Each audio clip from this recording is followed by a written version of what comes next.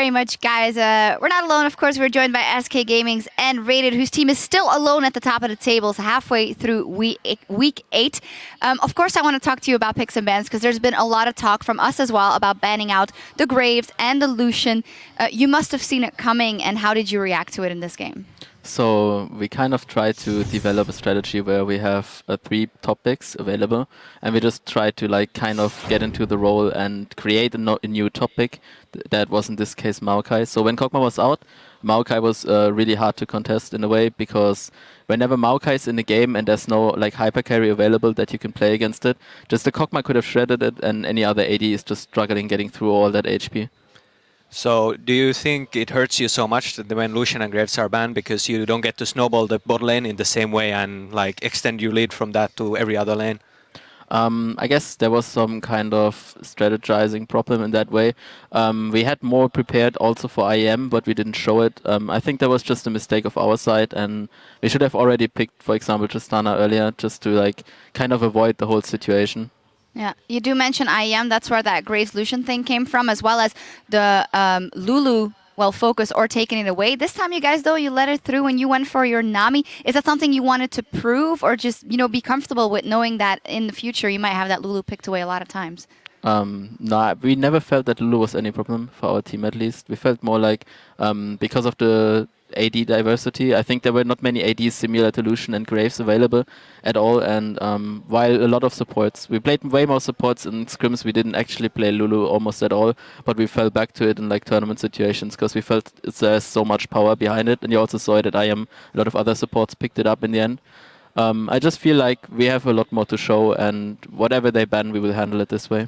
Yeah, you do mention that whatever they ban out with the AD carries now, as Cyanide touched on as well, it was a little bit harder for you in the early game. Do you think that you can remedy getting better in the early game fast enough in time for playoffs, knowing that you'll be facing teams that are better in the early game than Giants, and better especially in closing it out mid with a lead? Yeah, I think we had a lane that was not supposed to win in general. I think there was at best a 50-50, if not a bit more in their favor.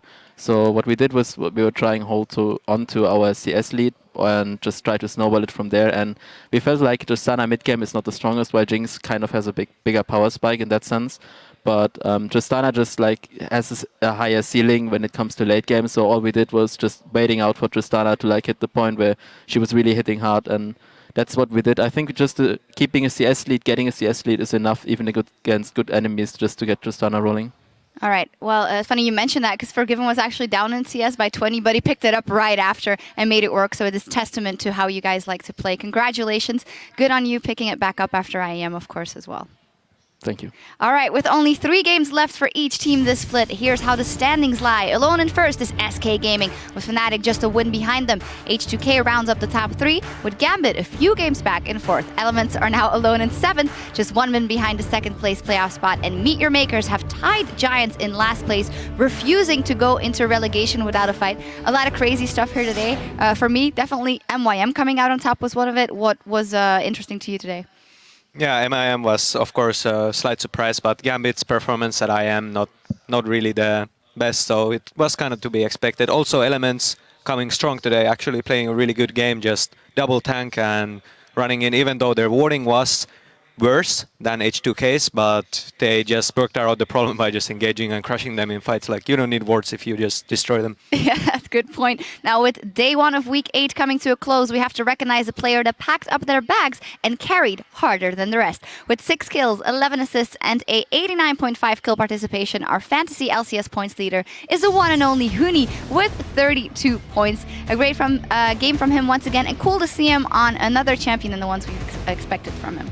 Yeah, Hecarim was definitely a pleasant surprise, although not so pleasant, because now people will play it even more in solo queue. It's completely disgusting to play against, but still happy to see him do so well. Make sure you get that on your team. Now, Elements' Froggen also put on a show today, and @StankVicious took notice. He writes, "Super Mega Death Requiem. This is your LCS big play of the day." Did you see the Prey Seeker going up? Box has already been used. Teleport coming down, follows up from the Requiem. The Mega Death Rocket gets one! Beautiful setup, ulti from Froggen into Reckless here with the big rocket. Yeah, from @stankfishes. I actually worked with St. Fishes a couple of times. It actually smells quite nice, so I don't know if that's accurate. And anyway, keep sending in those plays by tweeting @LOL Esports with the hashtag LCSBigPlays, and we'll check out some more of your favorites tomorrow. Now, tomorrow also brings the conclusion of Week 8, starting with Meet Your Makers versus H2K. The Unicorns of Love will face Fnatic, SK Gaming will take on the Copenhagen Wolves, and we'll end the day with Elements versus Gambit Gaming. A key match for Froggen & Co. if they want a shot at the playoffs, and honestly, I think they can take it.